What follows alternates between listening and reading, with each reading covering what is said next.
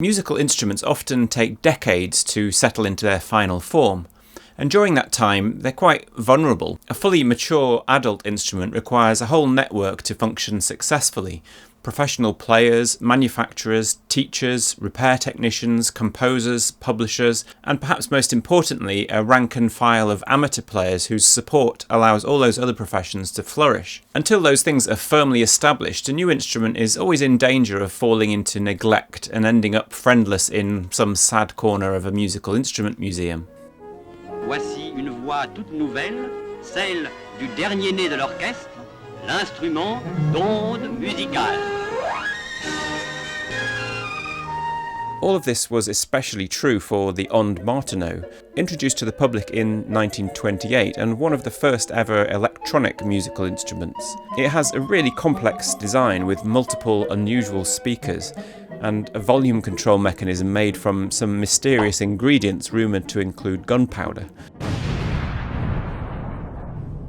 When its creator, Maurice Martenot, died unexpectedly in a car accident in 1980, the instrument's fate was left hanging in the balance. There were fewer than 100 people worldwide who knew how to play it, and the instruments themselves, mostly handcrafted by Maurice to a wide variety of specifications over the years as he tinkered with his design, started falling into disrepair, with fewer and fewer people left who knew how to fix them.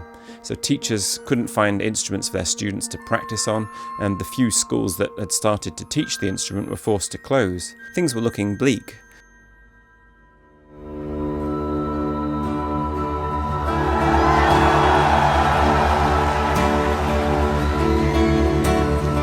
To understand how an English rock musician helped turn things around, potentially saving the instrument from its lonely fate, we need to understand just what's so special about this remarkable instrument.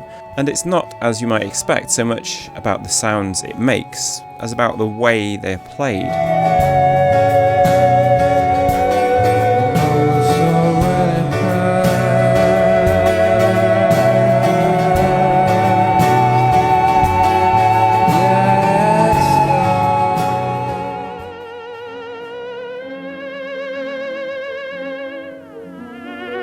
You may recognise this instrument. It's the theremin, invented in the same year as the Ondes Martenot, and it creates its sounds in the same way, generated by oscillations in vacuum tubes. Both Martenot and theremin had worked with military radios during the First World War, and were intrigued by the sounds created when the radio oscillator's tones overlapped when being tuned. The radio man must know how to tune his transmitter to various frequencies. They both independently set about trying to turn these unintended sounds into a real electronic music instrument, but where the theremin required you to find a pitch by moving your hand back and to towards an antenna, with no feedback mechanism to give you a sense of which note you were playing. Martenot was a cellist, and he wanted his instrument to have that same control and expressivity he felt when he played that. So he developed a mechanism that controlled the pitch by placing your finger inside a ring that's attached to a wire. To change the pitch, you slide your finger up and down, with indentations on the wooden frame giving you tactile and visual feedback where you were. The piano keyboard was originally there only as a guide, but on later models you could also play the keyboard itself, which rather fantastically wiggles left to right to allow you to play vibrato. If only we could have this on the piano.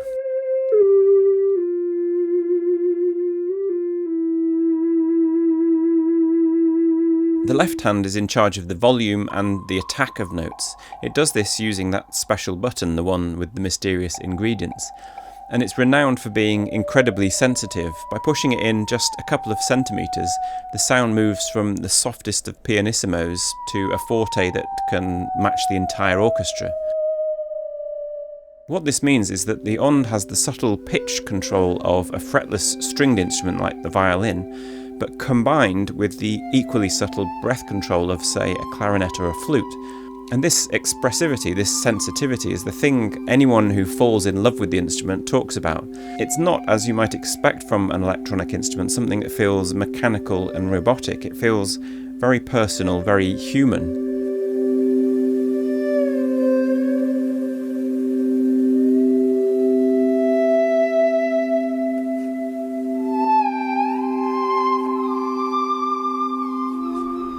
Why do you love Ondes Martenot? Why? Because I think partly it's because I can't sing, and I've always wanted to be able to play an instrument that was like singing, and there's nothing closer.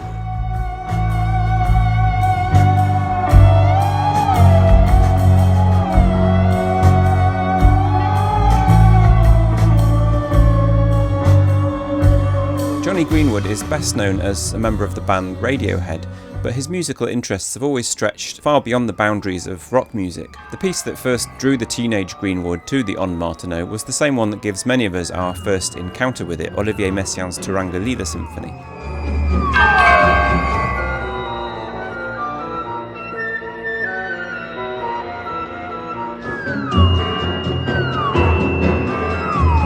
Messiaen was one of the early champions of the instrument, and his first use of it was in the piece Fêtes des Belles Eaux, commissioned for the 1937 Paris exhibition, for an ensemble of 6 Ondes Martenot.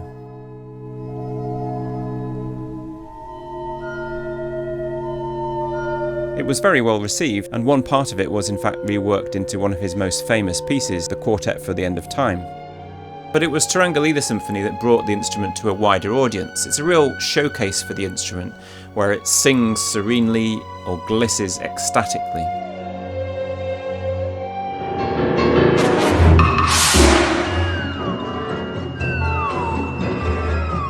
Turangalila was a real iconic moment for the Ondes, and ever since its premiere it's a piece that's been played regularly all over the world. But it wasn't to everyone's taste. Pierre Boulez, one of the torchbearers of the post-war avant-garde of composers, had been an early adopter of the instrument. In the 1930s he'd written a quartet for 4 Ondes Martenot. He'd learnt from Martenot himself, and for a while in the early 1940s he even earned a living playing the instrument at the Folies Bergère in Paris. But Boulez hated Turangalila and afterwards publicly rejected the Ondes Martenot, which he said was too sentimental, the vibrato unbearable, and the music written for it ugly. It was, he apparently said, musique de bordel, the brothel music.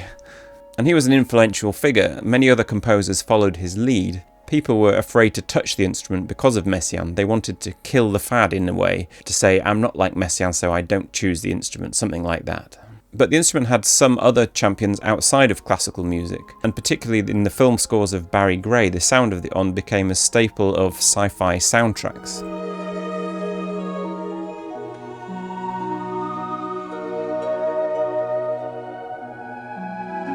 But so far we've only really heard one of the voices of the Ondes, the theremin-like sine wave. It actually has a whole range of other waves. The word Ondes means waves, and notice it's plural. As ondist Josh Siemens demonstrates on his website, it can produce a whole variety of different wave sounds. Some harsher, some more nasal, and there's even a white noise option.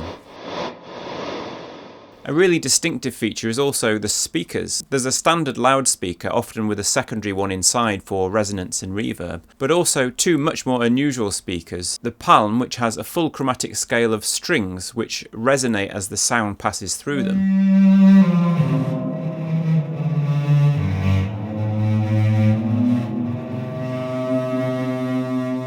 And the métallique, where the sound resonates through a large gong.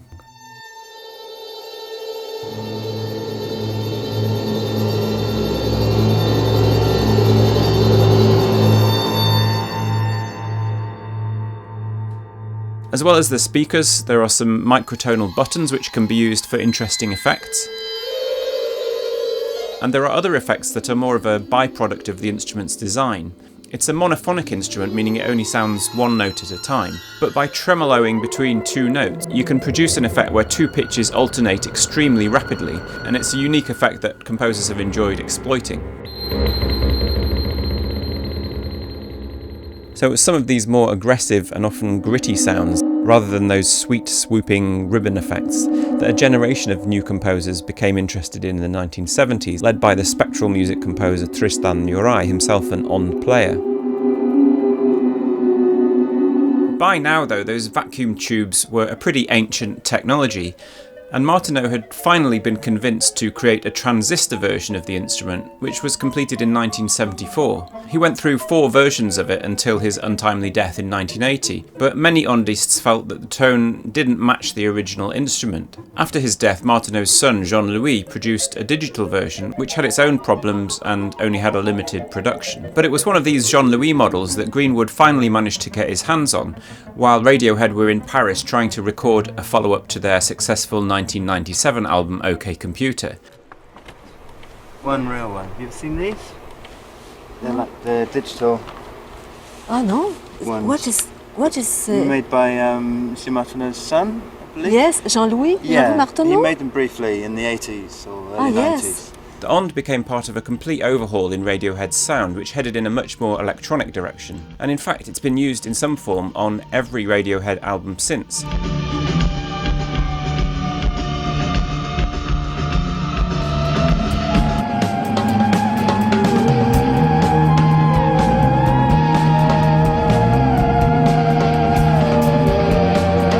As well as on a number of individual side projects.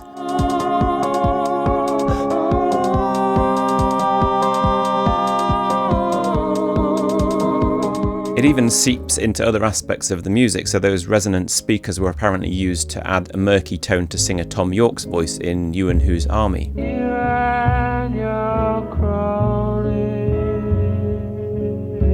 Greenwood's also established a successful career as a film composer. Here he is playing the Ondes in a rehearsal for the score to Paul Thomas Anderson's film There Will Be Blood. And he's even written a classical chamber piece, Smear, for 2 Ondes Martenot soloists and ensemble.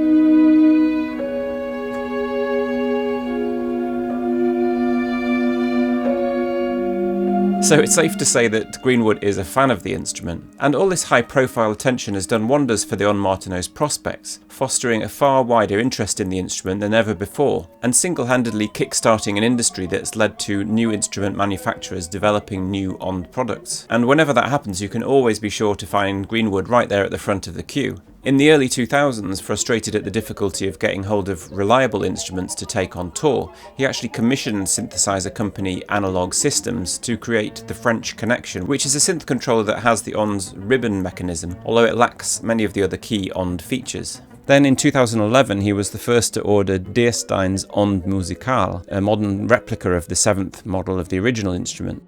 And in 2016 he visited Japan to collect 2 of the brand new Ondomo, a more compact 4-octave instrument that, despite its size, seems to be one of the more important steps in solidifying the instrument as a reliable and practical instrument going forward. At around $2,000, it's still an expensive bit of kit, but it's at last becoming something that a far wider range of musicians than ever before can hope to get their hands on. I think it's hard to overestimate how important the support of a musician of Greenwood's stature and influence has been on this flourishing of new instrument manufacturers, the new generation of players who are now emerging, and composers writing for the instrument. One of the more notable recent additions to the repertoire came from composer Thomas Adès, who included a part for Ondes in his recent opera The Exterminating Angel.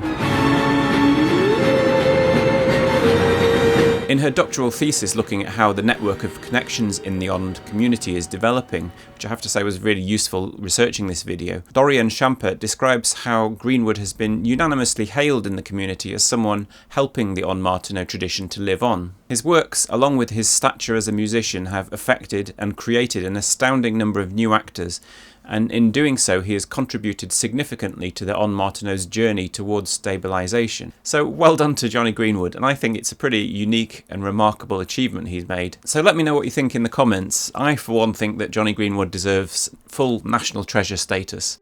A special thank you to Tomomi Kubo for providing some of the examples in this video and for giving me an overview of the instrument. And we're hoping to do a special Ondes Martenot version of the 5 Composers project with her in the future, so stay tuned for that. If you'd like to help me continue making these videos, do please consider joining my patrons on Patreon, or you can buy a t-shirt, but the links should be below. You can also follow me on Instagram and Twitter. Thank you so much for watching, and I'll see you next time.